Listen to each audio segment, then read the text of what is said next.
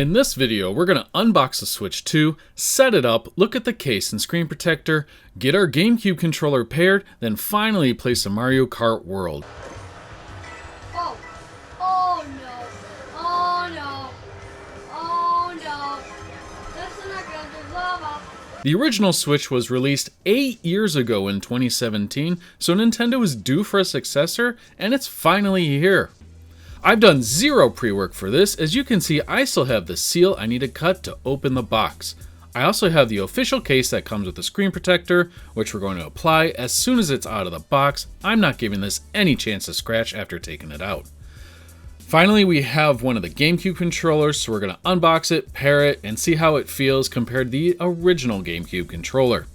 Finally, with Mario Kart World downloaded, I want to see if this screen is worth the hype or hate, and get the kids in on some split-screen racing.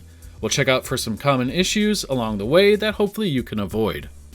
After cutting that seal, as you would expect, the Switch 2 is front and center when you open the box. Thankfully, nobody stapled a receipt to the front of my screen, so it looks like it's in perfect condition. The screen came in its own bag along with the two Joy-Cons in their own bags as well. When attaching the Joy-Cons, they are purely magnetic, and you detach them with a trigger that physically pushes it away from the Switch 2 body. Hope that holds up against kids that'll be abusing it. This thing is so big that it's actually kind of surprising, and I can totally see a Switch 2 Lite in the future. Under the screen, we have a 4K 120 HDMI cable, some propaganda, and wrist wraps.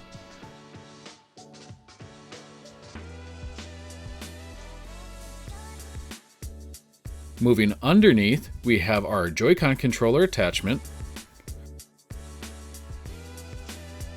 60-watt power brick, USB-C cable, and the dock. The dock is all new, so you can't use the previous gen Switch dock with the Switch 2. The new dock has two USB-A ports on the side, and on the inside is that HDMI port, a USB-C port, and brand new for the Switch 2, hidden underneath that is a LAN or Ethernet jack, which I am so excited for.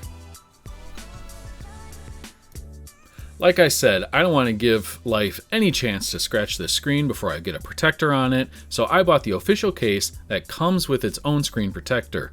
I'd hope so, because at $40, it's one of the more expensive options. There's no placement guide other than some instructions, so clean the screen with the included microfiber cloth, use the sticker to remove stubborn dust particles. Finally, the protector has two halves to the film on the back. Start and peel away one and line it up perfectly on the left side. Slowly let it roll to the right to minimize any trapped air. Remove the side labeled 2 and continue to unroll. Once you complete, you can push on trapped air underneath and move it to any side so it can escape. The more time you take to do this, the better your result will be, so do not rush it.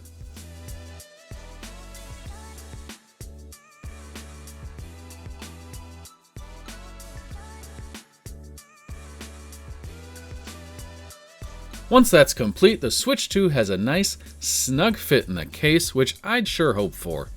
There are some slots for games and a net to hold things like the USB-C cable or those wrist straps.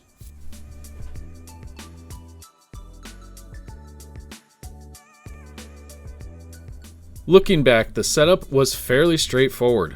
One fun note is that you can attach the Joy-Cons upside down, and setup will tell you to essentially, quote, do it right, end quote. It'll tell you how to detach the Joy-Cons, again by pushing on a small trigger at the top of each Joy-Con that literally pushes it away from the body, making it easier to remove. You'll move through steps like connecting to Wi-Fi, downloading a system update in the background, as it shows you little things about the Switch. At one point, it'll ask you to either system transfer from an existing Switch, which I did, which I do recommend as it'll automatically add, for example, all my kids' profiles and the games I've been playing and saves onto my Switch 2 from my Switch OLED. If you don't do a transfer, you would otherwise add each account you want manually and continue. Setup was no frills, easy, and with Wi-Fi 6, my games are downloading fairly quickly, at least compared to the older Switch was painfully slow, which you may be aware of.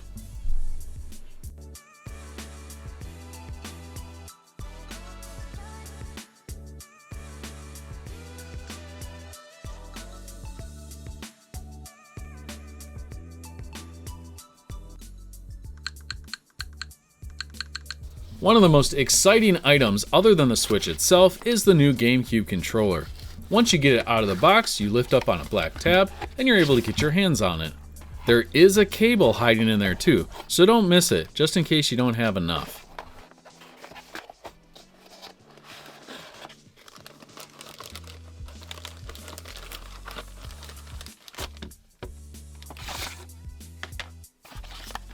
With the GameCube emulator downloaded, you then have to go to controllers and add it like any other Pro controller. I attached it to my Switch 2 with a USB-C cable and it popped right up. I'm new to these Switch Retro controllers, so I was surprised I could navigate just like a Pro controller. If you've had a few already, you're probably like, no duh. In fact, it was the third controller when playing Mario Kart World with my kids. Comparing it with an original GameCube controller, it feels almost exactly the same. Left shoulder is mushy, right shoulder is clicky, joysticks have similar drags, the buttons feel the same. The D-pad, personally, on the new controller feels much better, but these are so small, you probably don't use it anyway. Loaded up some Soul Calibur, and well, I'm still terrible, but I knew that.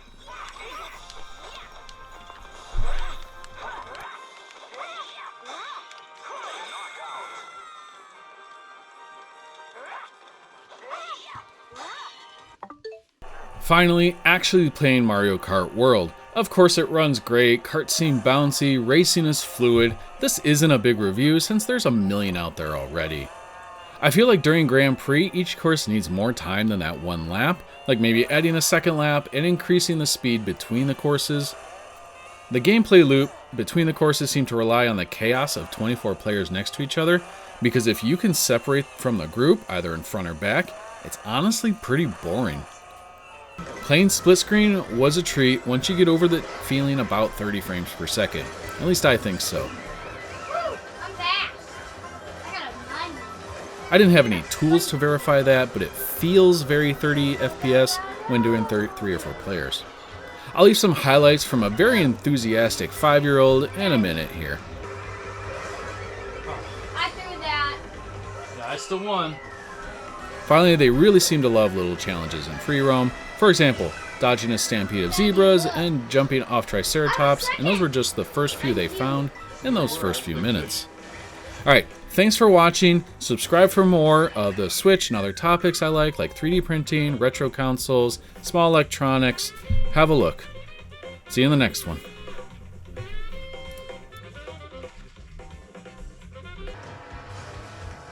Whoa! How did I do that?